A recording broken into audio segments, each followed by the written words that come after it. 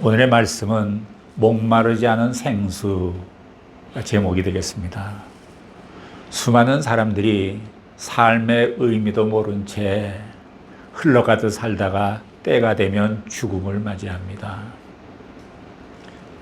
물인 줄 알고 달려가 보니까 그것은 물이 아니고 신기루였고, 또 쉴만한 숲이 보여서 피곤한 몸을 이끌고 달려가 보니까 숲은 숲인데 쉴 수 없는 가시덤불 뿐이었습니다. 사마리아 수가성 동네 여인이 바로 그런 인생을 살고 있었습니다. 그녀는 대낮에, 사람의 그림자도 보이지 않는 그 대낮에 물을 길러 운물에 왔습니다. 이 여인은 자신의 삶이 얼마나 가치 있고 소중한지 깨닫지 못한 채 허무하게 하루하루를 살아왔습니다. 놀라운 것은 예수님께서 지성인이자 또 성숙한 신앙인인 니고데모 같은 사람을 만나 주신 것이 아니라 아무도 상대해 주지 않는 천한 사마리아 여인도 만나 주신다는 사실입니다. 그것도 그 여인을 불쌍히 여기는 마음으로 정중하게 대해 주십니다. 사마리아 여인의 입장에서 볼 때 예수님과의 만남은 전혀 기대하지 않던 우연한 만남인 것 같습니다. 예수님께서 사마리아를 지나가시다가 고나셔서 피곤하셔서 야곱의 우물가에서 잠시 쉬고 계실 때 이 여인이 나타난 것입니다. 마치 두 사람이 약속이나 한 듯이 만난 것 같습니다. 때로 사람에게는 우연이지만 하나님에게는 필연인 경우가 많습니다. 예수님께서 그 여인에게 하신 첫 번째 말씀이 내게 물 좀 달라 라는 것이었습니다. 여인은 유대인 남자가 사마리아 여인인 자신에게 물을 달라며 말을 건네는 것 자체가 이상하다라고 생각했습니다. 그래서 그녀는 당신은 유대인으로서 어찌하여 사마리아 여자인 나에게 물을 달라 하나이까 이렇게 반응을 했습니다. 하나님의 아들이시고 인류의 구세주이신 예수님께서 천한 사마리아 여자에게 마실 물을 달라 하는 것은 매우 역설적 같기도 합니다. 사마리아의 수가성 여인에게서 두 가지 반응을 볼 수 있습니다. 하나는 사마리아인에 갖고 있는 유대인에 대한 해묵은 편견입니다. 오랜 세월 동안 차별받고 무시당하고 그런 사마리아인으로서 갖게 되는 마음의 상태입니다. 마음의 상처이기도 합니다. 또 하나는 본문을 계속 읽어보면 이 여인에게는 남자에 대한 편견과 상처가 있었습니다. 여인은 남자는 다 믿을 것이 못 된다, 이런 깊은 배신감을 마음속 깊이 간직하고 있는지도 모르겠습니다. 이 두 가지 편견은 예수님을 대할 때도 예외가 아니었습니다. 하지만 예수님은 그 여인을 꿰뚫어 보고 계십니다. 사마리아 여인은 자신에 대해서 잘 모릅니다. 마찬가지로 우리도 자기 자신에 대해서 정확히 모르고 있습니다. 그러나 하나님은 내가 나를 아는 것보다 나를 더 잘 아십니다. 인정하십니까? 내 마음속에 어떨 때 불안이 스며들었는데 이 불안이 무슨 불안인지 생긴 원인을 모르겠어요. 왜 불안한 것인지. 그러나 하나님께서는 내 마음속의 불안의 원인을 아십니다. 그 뿌리도 알고 계십니다.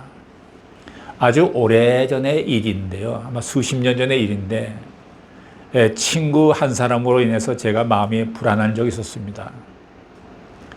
그런데 그 친구 때문에 마음이 불안한 것인지 몰랐어요. 고등학교 시절에 굉장히 친한 친구인데 대학을 졸업하고 사회생활을 하면서 그 친구가 약간 무리한 행동을 해요. 좀 생각하는 것이 좀 선하지 않고 자기 중심적이에요. 어떤 날 만나서 식사를 함께 하게 됐는데 식사를 다 마쳤는데 이 친구가 밥 한 공기를 더 시키더라고요. 그러니 김치고 잎사귀 있지 않습니까? 김치 잎사귀에 밥을 한번 싹 싸서 한 번 먹더니 그리고 안 먹어요. 그러니까 한 공기가 그냥 거의 남아있는 거예요. 내가 속으로 마음이 좀 불편하더라고요. 그 당시 우리나라가 좀 가난했거든요. 아예 가난했는데 이게 무슨 일이야. 이 마음속에 화가 나고 갈등 거 생겨서 속으로 이 친구가 안 되겠는데 이런 마음이 들더라고요. 이 친구가 집이 굉장히 부자로 살다가 망했어요. 망했으면 얼른 망한 사람 수준으로 내려와야 되는데 그러고 있는 거예요. 그래도 이건 아니지. 그래서 가끔 그 친구가 무리한 요구에 마음이 불안했었는데 전 처음에 몰랐어요. 기도 중에 하나님께서 가르쳐 주셨어요. 그 친구 때문에 내 마음이 불편하구나. 이렇게 말씀해 주셨어요. 그리고 하나님께서 제게 또 말씀해 주셨는데 놀라운 말씀 주셨어요. 그 친구를 끊어라. 전 놀랐어요. 아니 하나님은 자비로우시고 사랑이신 하나님인데 어떻게 그렇게 냉정하게 말씀하십니까? 이렇게 또 제가 반문을 했죠. 또 말씀이 들려왔어요. 부모가 자기 자녀가 나쁜 애들과 사귀면 끊으라고 말하지 않니? 나는 너의 아버지다. 끊되 그 불쌍한 영혼을 위해서 기도를 해주렴. 이런 말씀이었어요. 제가 그때 굉장히 전율감을 느꼈어요. 나는 너의 아버지다 이렇게 말하는데 말입니다. 전율감이 느껴지잖아요. 우리가 하나님 아버지 이렇게 말하지만 그냥 입버릇처럼 말할 수도 있잖아요. 근데 그날은 정말 아버지가 내 아버지구나. 하나님이 내 아버지가 이 전율감이 오더라고요. 그래서 그날 제가 하나님은 또 이런 분이시구나 하고 새롭게 배웠습니다. 그 후에는 그 친구 안 만났던 것 같아요. 하나님은 여러분 마음 깊숙이 잠겨있는 그것도 다 알고 계십니다. 여러분은 몰라도 하나님 다 아세요. 오늘의 본문 10절을 한번 보시기 바랍니다. 10절 시작.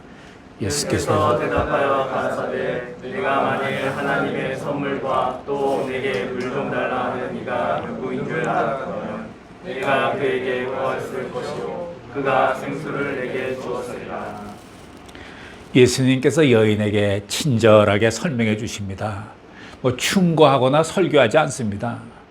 예수님께서 사랑과 겸손으로 사마리아 여인을 있는 그대로 받아들이십니다.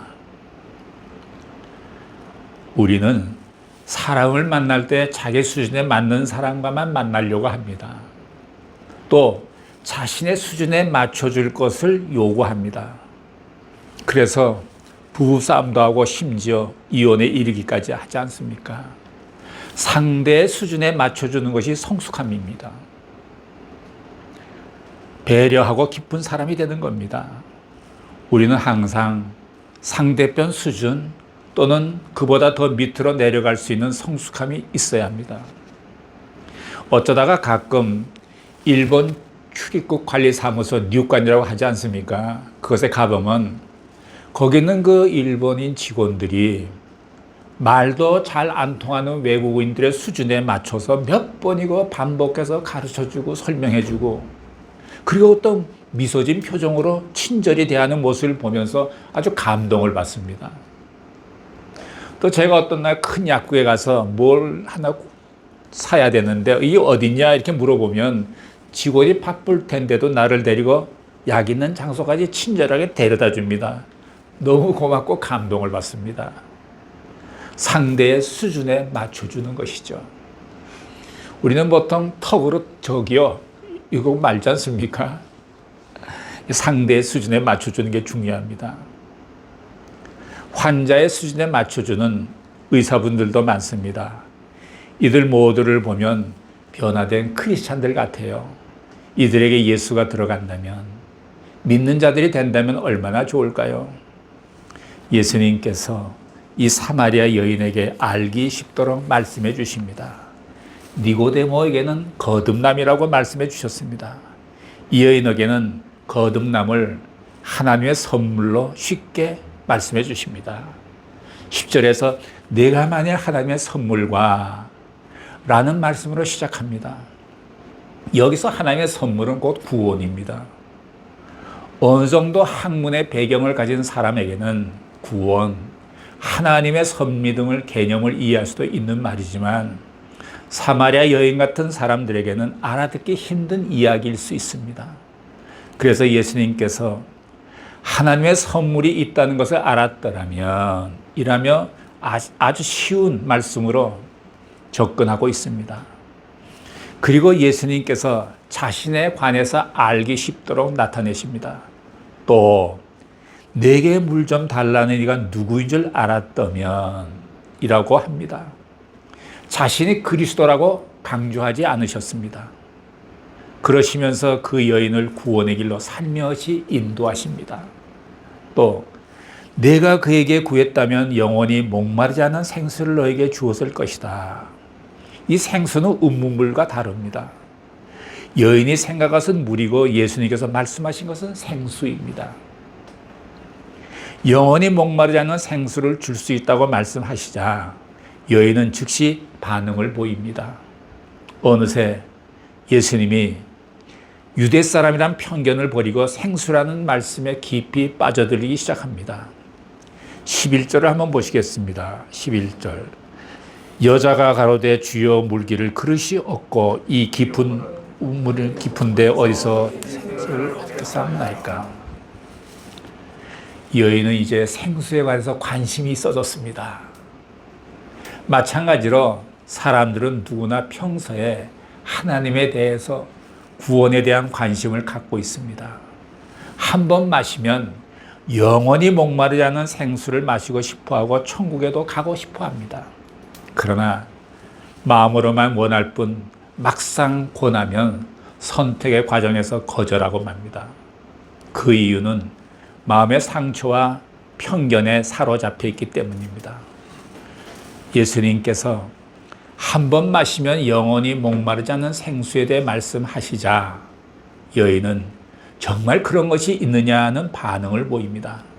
생수는 음물물도 아니고 시냇물도 아니고 강물도 아닙니다.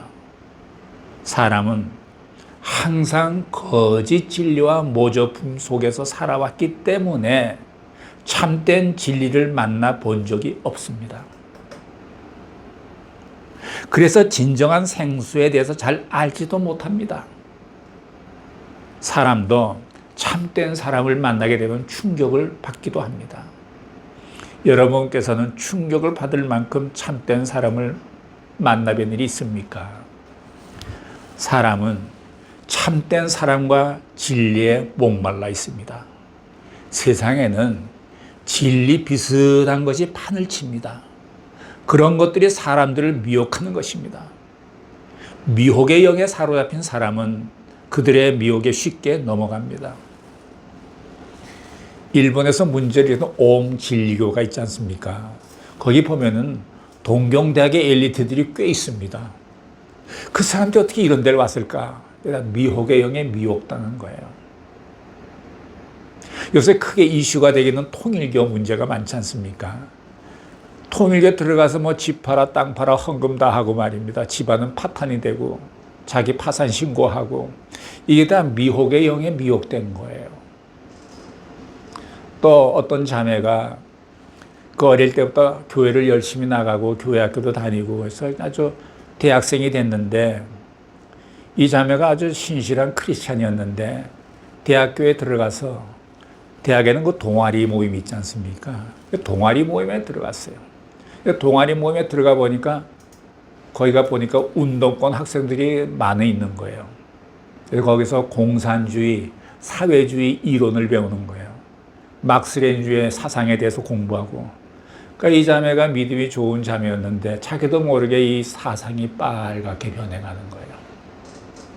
공산주의, 사회주의에서는 모든 부를 갖다 서로 공유한다는 그 공유의 개념을 공부를 많이 시킨 거예요.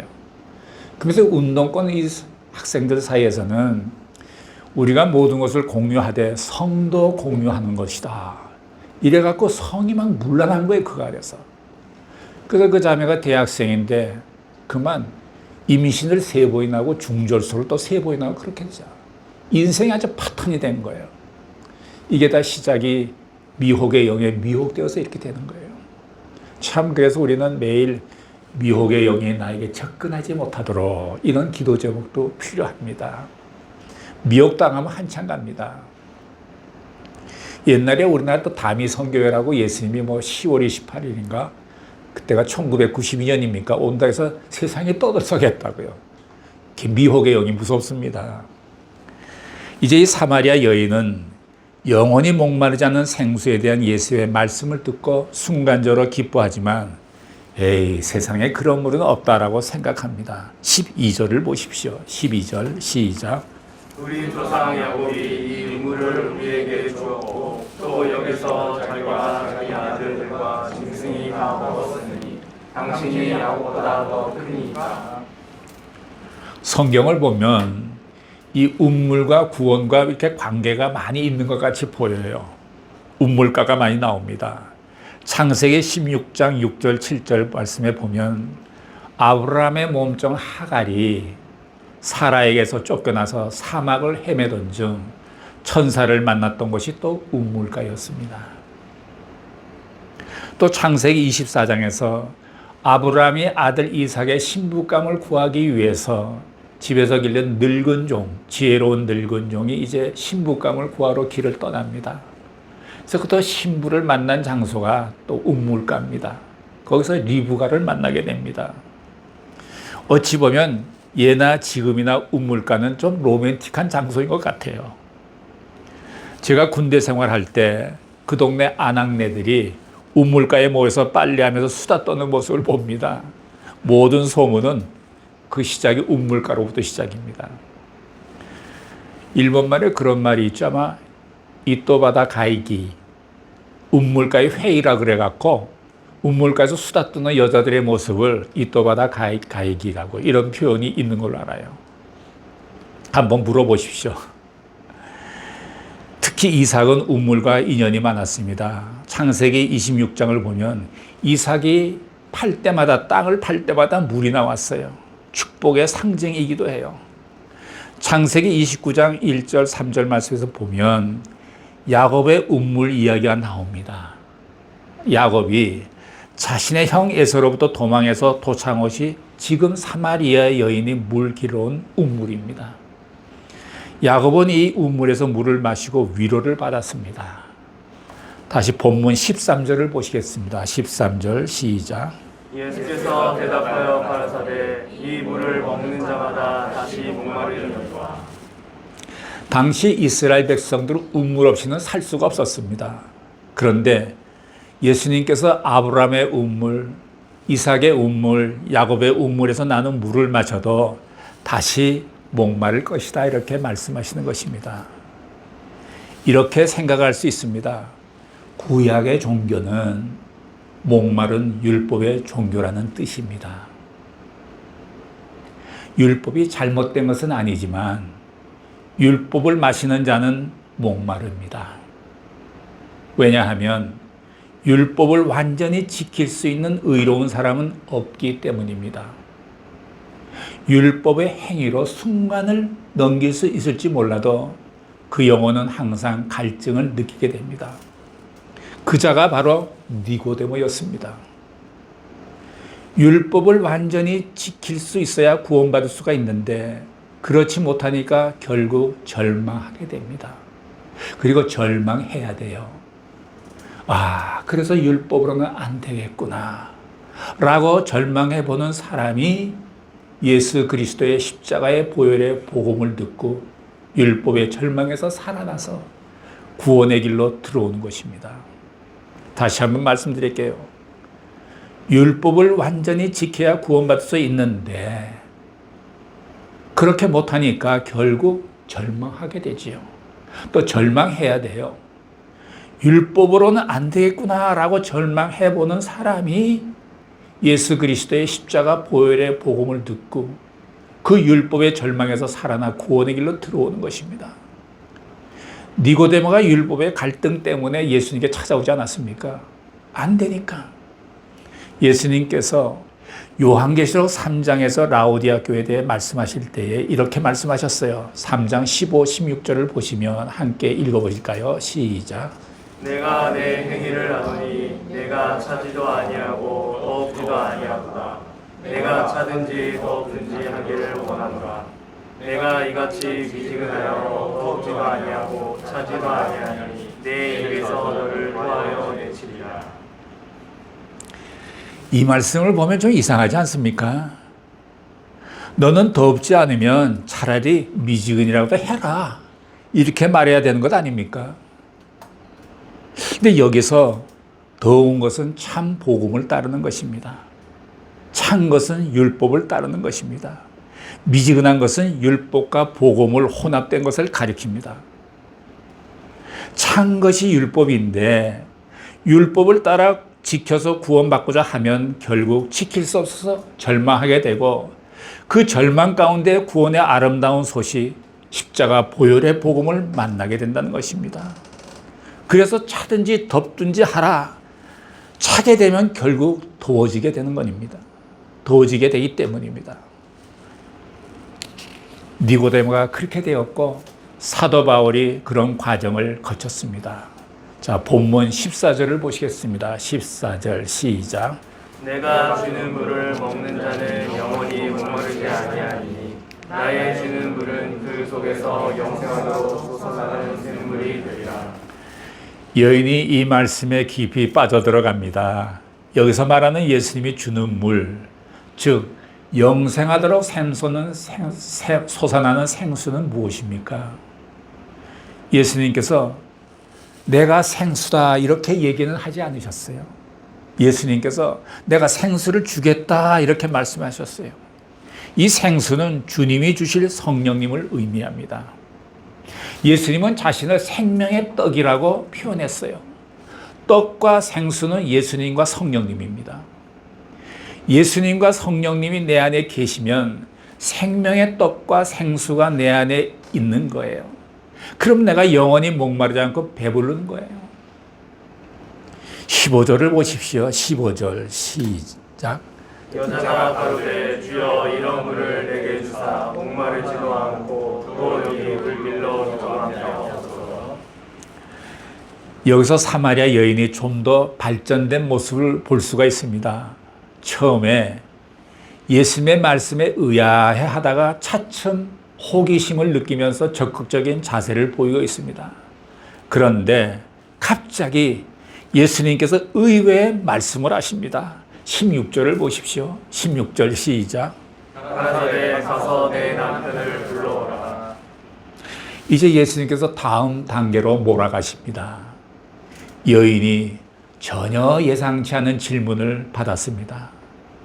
남편을 불러오라고 말씀하신 이유는 이 여인을 억압하고 있는 과거가 그녀에게 올무로 작용하기 때문입니다. 과거가 정리되지 아니하면 미래도 없습니다.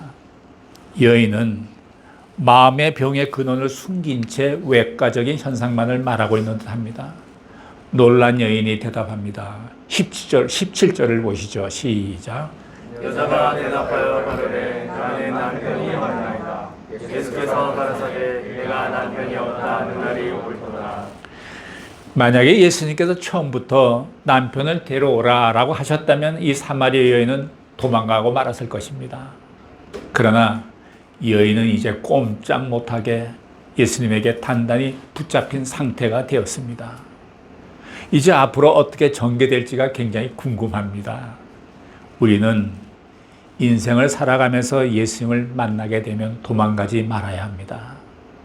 예수님 앞에서 자신의 죄를 회개하고 마음의 상처를 치유받아야 합니다. 그리고 영원히 목마르지 않는 생수를 마시고 구원의 축복 안으로 들어오는 우리 모두가 되시기를 예수님의 이름으로 축복합니다. 아멘. 기도하시겠습니다. 사랑하시는 하나님 아버지, 우리에게 생수 되시는 성령님을 주시고 생명의 떡이신 예수님을 주셔서 감사합니다. 우리 각자 안에 예수님도 계시고 성령님도 함께 계셔 주셔서 정말 감사합니다. 우리의 영혼이 메마르지 않도록 이 한 주간도 생수를 부어 주시옵소서. 예수님의 이름으로 기도드렸습니다. 아멘.